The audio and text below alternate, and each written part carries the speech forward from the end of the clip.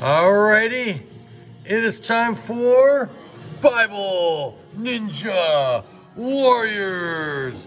Alright, hey, this is Carl Bastian and I'm here at church late on a Saturday night because I'm excited about Bible Ninja Warriors. Woo! Alright, this is the way it's gonna work.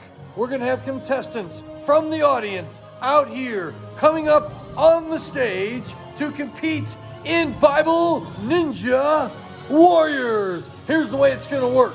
Our contestants will come up here and they will grab a ping pong ball. They will look at what book is written on it and they will find that book in the Bible. Then they will run up here and there are 8 blocks with books of the Bible on them. And they will have to place them, stacking them, whether they are a New Testament book or an Old Testament book.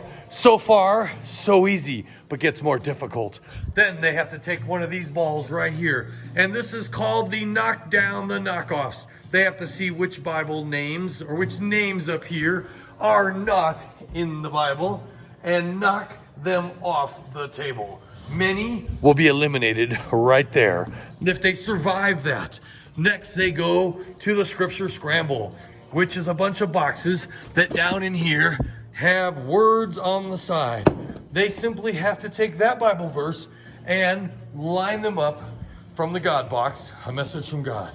Then it comes the Bible Map Mayhem, where they have to walk across the path, stepping on at least 3 stones, but that are only cities that are in the Bible. Oh, I'm out. I stepped on Denver. Finally, they get to the buzzer.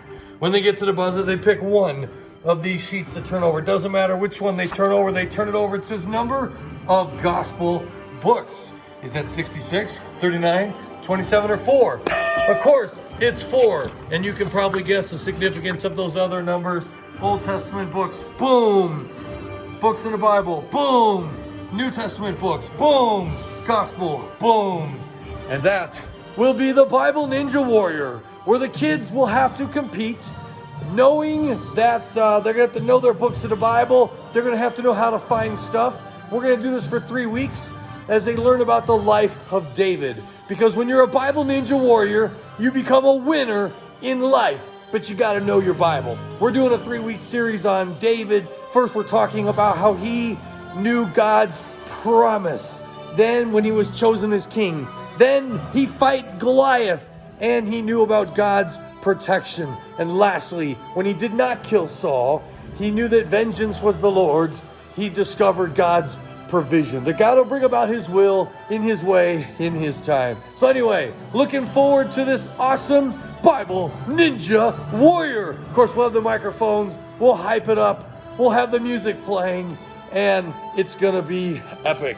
I can't wait till tomorrow when Bible Ninja Warrior debuts at High Point Kids. It's going to be epic.